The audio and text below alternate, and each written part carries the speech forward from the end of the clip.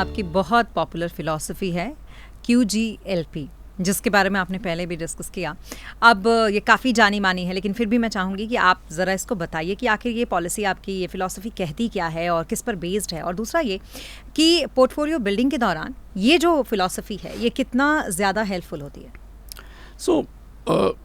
जैसे QGLP एक framework है। आज अगर आप ऐसे देखिए कि ये किसी भी कंपनी को अगर हमारे फोकस लिस्ट में आना है, उसको ये 4 बैरियर्स क्रॉस करने ही होंगे। तो वो फिल्ट्रेशन प्रोसेस के बाद जो होता है वही हमारा फोकस सेट होता है, and then we work on it. Because क्या है, मार्केट में ना there are so many companies, and आप कैसे एफर्ट अपना प्रायोरिटाइज करेंगे। So as a team all of us focus only on that set of companies वो actually qualify all these 4 parameters. Quality की जहाँ तक हम बात करें तो क्वालिटी क्या होता है, आज अगर एक कंपनी अपना मार्जिन डिफेंड कर पा रही है, प्राइसिंग उसका स्टेबल है, दैट टेल्स यू कि उसके प्रोडक्ट या सर्विसेज में उस तरह की क्वालिटी है कि their customers are looking for it, it's not a push product kind of a thing. So we look for those companies जहाँ पे बिजनेस मॉडल स्ट्रॉन्ग है, both financially and in terms of business proposition. So that is about the quality. Now growth and longevity, especially in equity market, is very important because क्या होता है, आप एक company का earning growth 1 साल काफ़ी अच्छा आया, उसके बाद वो 2nd-3rd ईयर में अगर फिजल आउट हो जाता है तो उस केस में वो स्टॉक्स कभी अच्छा नहीं करेंगे, जो कि जनरली केस होता है with cyclicals and commodity stocks. तो आप देखेंगे हम लोग हमारे पोर्टफोलियोज में आप हार्डली कभी देखेंगे कि जहाँ पे सिक्लिकल और कमोडिटी स्टॉक्स होते हैं।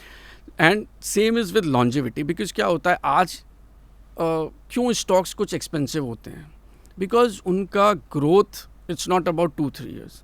For next 10 years they will continue to grow at a faster pace. Okay. So generally when people say it is expensive, how we think of it is that what is that growth rate this business can sustainably deliver for what period of time, that determines. Because क्या होता है, एक company थोड़ा सा earning growth दिखाएगा उसके बाद slow down हो जाएगा। So longevity is very important. And finally the price element, जहाँ पर क्योंकि आप अगर एक गलत प्राइस पे एंटर करेंगे तो it becomes very difficult to give you sustainable returns. So price का again there are different ways we look at it. Internally we look at what is the intrinsic value and how far it is from there, so that gives us an upside, some ballpark estimates.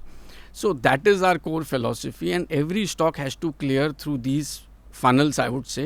आपके मुताबिक सबसे बड़ा जो performance का यहाँ पे drive का reason था वो क्या रहा? एंड दूसरा ये कि लॉन्ग टाइम, अगर लॉन्ग टर्म में इन्वेस्टिंग की बात हम करते हैं तो फिर उसमें क्या सीख मिलती है इनको, अगर देखें आपके पीछे फंड्स के परफॉर्मेंस को देखें तो? सो आई थिंक हमारा परफॉर्मेंस के लिए एट्रीब्यूशन अगर देखना है तो आप आई वुड से कि we are among the first ones in the industry to pick दो स्टॉक्स, क्योंकि क्या होता है तभी आपको वो वैल्यू भी मिलता है। जैसा मैंने पी बताया, you are the first. Most of the stocks अगर आप देखेंगे we are among the first few investors. So जैसे EMS हुआ, हॉस्पिटल्स हुए, ज्वेलरी स्टॉक्स हुए, जब इंडस्ट्री में पूरा चेंज हो रहा था। सिमिलरली मिड कैप IT हुआ, वहाँ पर आप देखेंगे कि because we do more work that way, हमारा confidence and understanding of businesses is little better, I would say. So picking right industries and right allocations I think is very important, because इसमें क्या होता है अगर आप earning upgrade cycle में miss करेंगे तो फिर वो स्टॉक्स का परफॉर्मेंस डिफ़िकल्ट होता है, delivery, consistent delivery. So I would say कि right sectors at I think right valuation is something which we have been able to do because we are focused and जैसा मैंने बताया we are not distracted by the noise, we stick to our fundamentals, उससे काफ़ी फ़ायदा होता है। So I think that helped us, in the performance part.